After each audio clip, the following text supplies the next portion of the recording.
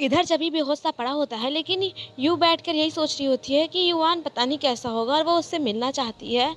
तभी वो चबी की तरफ देखती है और फिर वो लू की तरफ देखती है। तो मैं चबी की कज़न सिस्टर का नाम लू रख रही हूँ, तो आप सब याद रखना और मैं इसे इसी नाम से बुलाऊँगी। तो लू की तरफ देखती है और सोचती है कि ये चबी से इतना प्यार कैसे कर सकती है और क्यों करती है इतना प्यार। तभी हमें वो चोर दिखाया जाता है जो कि सिगरेट फ़ॉर्मूला चुराने के लिए आया था। वो वहाँ से निकलने की कोशिश कर रहा था, लेकिन वो तो नहीं निकल पाता है, बट उसके मुँह से खून निकलने लगता है और वो बेहोश हो जाता है। और उधर यू लू के पास जाती है और बोलती है कि तुम चबी से इतना प्यार क्यों करती हो, मुझे तुम दोनों की कहानी बताओ कि तुम कैसे मिले थे। तो वो बोलती है सच में तुम सुनना चाहती हो। तो वो बोलती है हाँ। तो लू बोलती है कि हम दोनों बचपन से ही साथ में हैं, हम दोनों एक दूसरे के बहुत अच्छे दोस्त हैं और हम दोनों की बहुत अच्छी जमती है। लेकिन मैं बहुत ही ज़्यादा सेल्फ ऑब्सेस्ड थी, मुझे खुद से बहुत ही ज़्यादा प्यार था और डांस से, और इसी के ज़रिए मैं फ़ेमस होना चाहती थी, कामयाब होना चाहती थी। लेकिन फिर मैं घोष डेमन सेक्ट में आ गई, जहाँ पर मैं चबी से मिली और उससे मिलने के बाद मुझे पता चला कि सच्ची खुशी और सच्चा प्यार क्या होता है और जितना खुश मैं उसके साथ रहती थी और किसी के साथ नहीं रहती थी। और फिर लू और सू चबी के होश में आने का इंतज़ार कर रहे होते हैं और फिर सू बाहर निकलती था, जहाँ पर बहुत से लोग आ करके उसे बोलते हैं घोष डेमन सेक्ट में से है, इसे मार डाल। लेकिन वो बोलती है कि मैं घोष डेमन सेक्ट से नहीं हूँ, मैं तुम में से एक हूँ। लेकिन वो मानते नहीं हैं और उसे मारने की कोशिश करते हैं। तो वो बोलती है कि तुम सब इतने रूड, और बोलती है कि पीछे देखो कोई है, और वहाँ से भागने लगती है। लेकिन वो उसके पीछे पड़ जाते हैं और आइदेउ आकर के उसे बचाता है। और उधर युआन और हैन अभी भी यू को ढूंढ रहे होते हैं। तो हैन बोलता है कि हम थोड़ी देर यहाँ पे आराम कर लेते हैं, लेकिन युआन बोलता है मैं बिल्कुल भी थका हुआ नहीं हूँ और मैं अपने हनी को ढूंढने के लिए अभी जाऊँगा। तो लेकिन वो उसे रोकता है। और उधर लू और शू जा रहे होते हैं और पीछे पीछे चबी और मोय भी होते हैं। लेकिन तभी वो चारों बिछड़ जाते हैं और लू और शू एक साथ होती है। और फिर लू कुछ सोचती है और यहीं पे हमारा सीन कट हो जाता है। और फिर चबी आता है वहाँ पे, तो लू बेहोश होने का नाटक करने लगती है और चबी आकर के उसे उठाता है और बोलता है मेरी वाइफ कहाँ है। तो बोलती है कि यहाँ पर एक आदमी आया था और वो दोनों एक दूसरे को हनी बोल रहे थे और उन्होंने मुझे मार के बेहोश कर दिया और वो दोनों चले गए। और नाटक करने लगती है इधर उधर उधर उसे ढूंढने का। लेकिन चबी उसकी बात पर यकीन नहीं कर रहा होता है, लेकिन मॉय भी लू का ही साथ दे देता है। तो उसे विश्वास करना पड़ता है और बोलता है कि वो फिर से मेरी वाइफ को ले गया, वो मेरी वाइफ थी। और फिर लू मॉय को थैंक यू बोलती है उसका साथ देने के लिए। लेकिन वो बोलता है कि मैं इतनी ये सब तुम्हारे लिए नहीं, मैंने सब इसलिए किया क्योंकि मैं अपने मास्टर को परेशान नहीं देखना चाहता।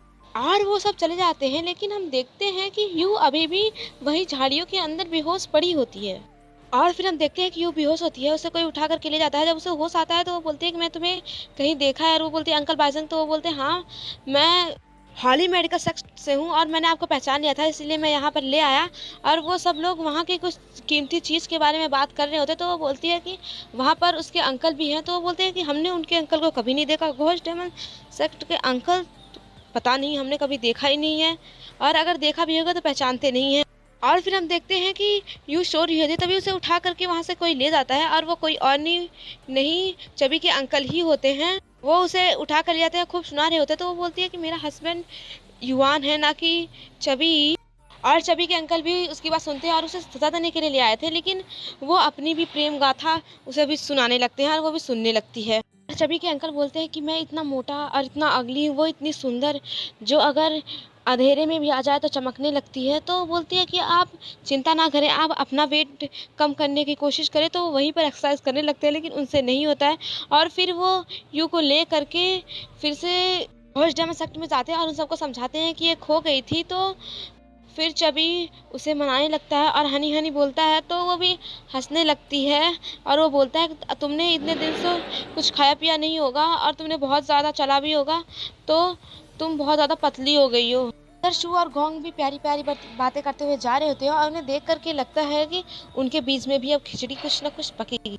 आज घोष डेमन सेक्ट के लोग बहुत ही ज़्यादा खुश थे। चबी एक फूलों का गुलदस्ता लेकर के आता है और यू को देता है, और यू भी आज बहुत ही ज़्यादा खुश लग रही थी। लेकिन उसे देख करके ऐसा भी लग रहा था, और वो बोल भी रही थी कि उसके पिता पता नहीं कैसे होंगे, उनकी हालत ठीक होगी या नहीं होगी, और वो उनसे मिलना भी चाहती थी। तो चबी उसे तसल्ली देता है और लू को बहुत ही ज़्यादा गुस्सा आ रहा होता है। और फिर शू और गोंग घोष डेमन सेक्ट में आ जाते हैं और शू जब यू से मिलती है तो वो बहुत ही ज़्यादा खुश होती है और यू भी बहुत ही ज़्यादा खुश होती है। और तभी जब चबी यू को हनी बुलाता है तो वो दोनों चौंक जाते हैं। और फिर यू गोंग और शू को अंदर ले जाती है और गोंग उस पर बहुत ही ज़्यादा गुस्सा करता है कि तुम यहाँ पर इसकी वाइफ बन के रह रही हो सिस्टर इन लॉ।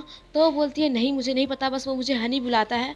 तो वो बहुत ही ज़्यादा गुस्सा होता है और फिर यू को कुछ लोग पकड़ लेते हैं और वहाँ से ले जाने की कोशिश करते हैं, लेकिन छवि उसे रोकता है और जहाँ पे उसके हाथ में चोट लगी होती है फिर से लग जाती है।